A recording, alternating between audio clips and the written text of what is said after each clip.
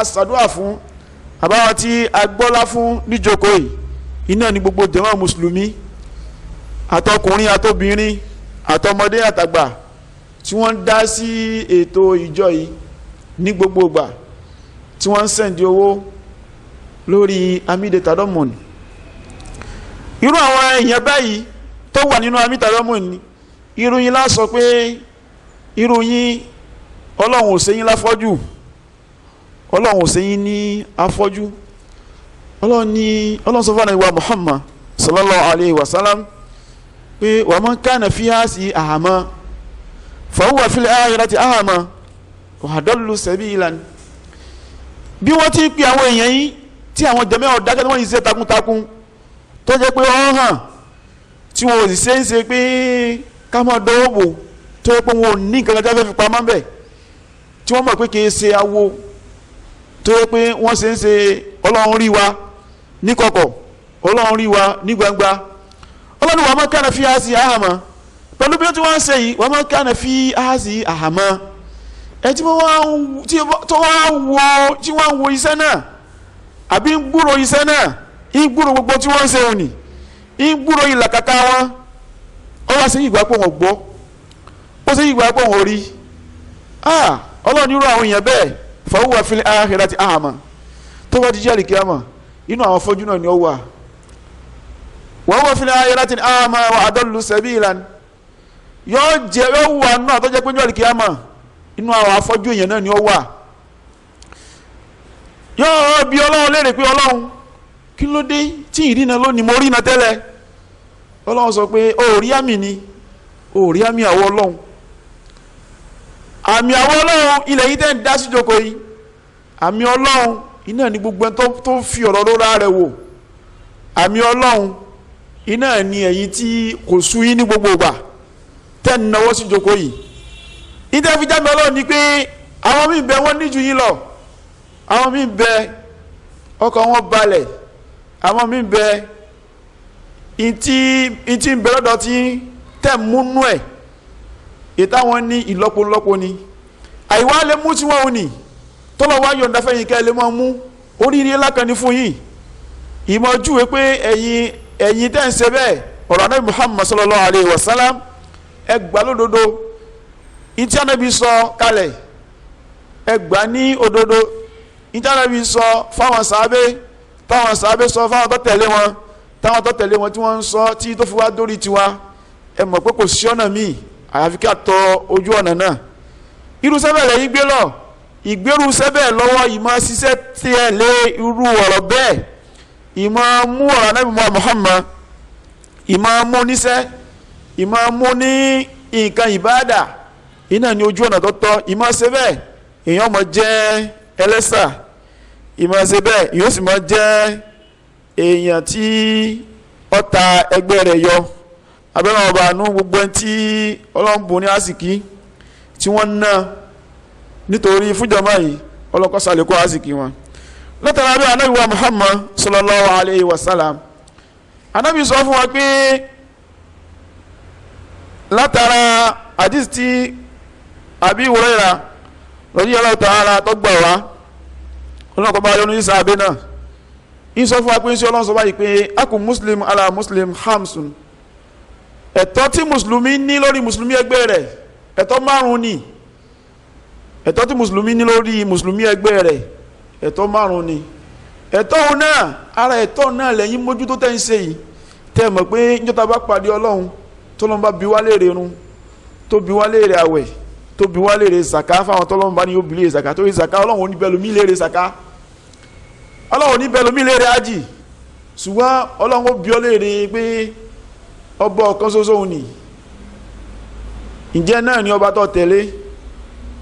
ọkùnrin tí mo rán sí tí jẹ́ Muhammad ni ǹjọ́ tẹ̀lé súnà rẹ̀ nítorí ọlọ́wọ́ bí wá iná ní pé ǹjọ́ kírun ó gbérun dúró lásìkò rẹ̀ lẹ́yìn náà àwọn eléyìí ò ní ọ̀ranyàn Ọlọ́run sì bí wá léèrè ààwẹ̀ Ramadan dandan eléyìí Ọlọ́run gbogbo tí jẹ́ mùsùlùmí léèrè gbogbo aláfọlọ́n lábọ̀ inú tọ́lọ́wọ́ tó bí wá léèrè náà ni ẹ̀tọ́ ara wa síra wa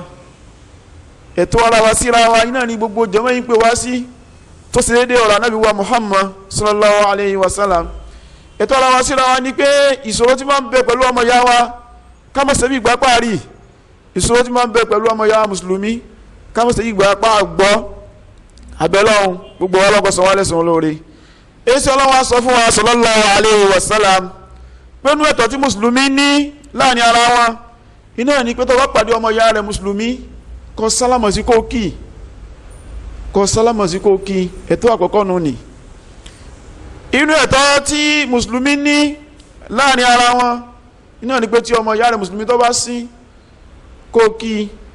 pé ó kú oríire torí bí ẹ̀ bá sí àwọn ìsàn kan ló jáde lára rẹ̀ kó kí pé ó kú oríire inú àwọn ẹ̀tọ́ tí a ní lórí ara wa gẹ́gẹ́ mùsùlùmí àti mùsùlùmí iná ní pé ká bẹ̀wò ká ṣe àbẹ̀wò sí ọmọ ìyá wa mùsùlùmí tí ara rẹ̀ yá ká lọ ṣàbẹ̀wò sí inú sí olóore ni irú rìn bẹ́ẹ̀ ní ìrìn àlùbáríkà ni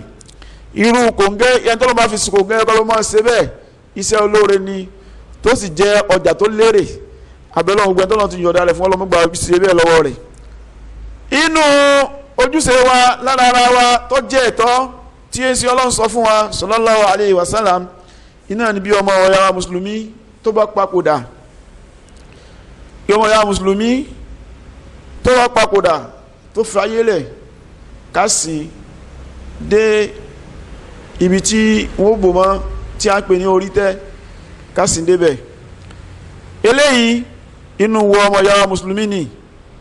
ká wáyè ká tẹ̀lé tọ́jọ́ pé títẹ̀lé bẹ́ẹ̀ náà ní títẹ̀lé ìkànnì tí a tẹ̀lé láyé yóò sì jẹ́ ìkànnì tá a ṣe fún ní ayé látara bẹ́ẹ̀ ọmọ ìyá mùsùlùmí yóò tó bá pè wá kó tó di pé yóò papòdà pé mo ní ṣíṣe mo bímọ àyè mo ní mo fẹ́ ṣe ìyàwó gbogbo dára tá a mọ̀ ṣe òní tá a bá ní sábà bí kan tó sì pàtàkì ká dìde ká lọ jẹ ẹ̀tọ́ yìí gbogbo ìtànàbí júwe fún wa yìí sallallahu alayhi wa sallam kìí sàwọn nǹkan tí ó kéré iná ní nǹkan tí máa ń ṣokùnfà ìfẹ́ láàrin mùsùlùmí síra wọn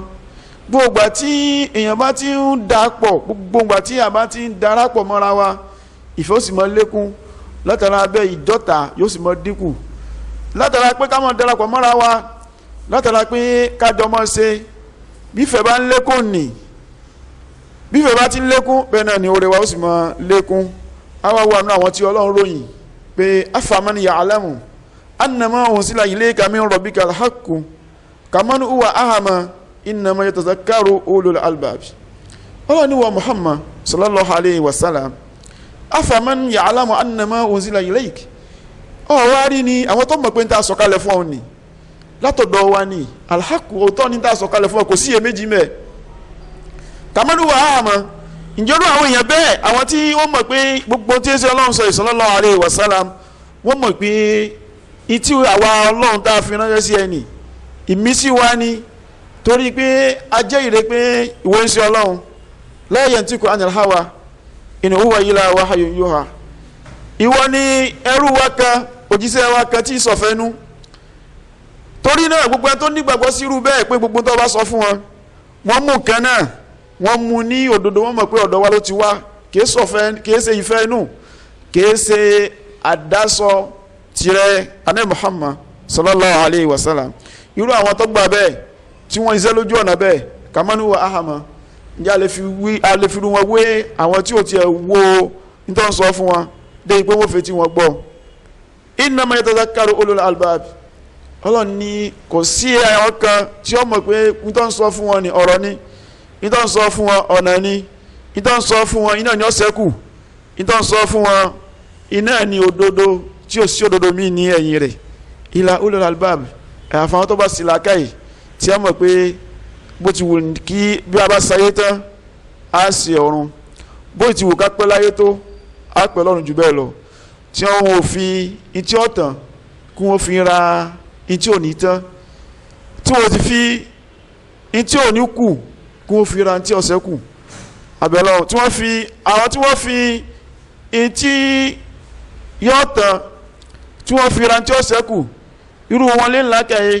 irú wọn sì ní olóye irú wọn ni àbáwọn pè ní àwọn tó ríran láyé torí náà ọba tí ó ṣe gbogbo ẹ̀yin jàmáà tẹ́ ń dá sí ìjọ yìí tó ṣe yín ní ẹni tó ríran láyé tó rí òdodo tẹ̀sí mójú ọ̀nà náà tẹ̀ tọ́ níjọ́ lè kíyàmá abẹ́lẹ́ ọ̀nà kọ́mọ̀sí wa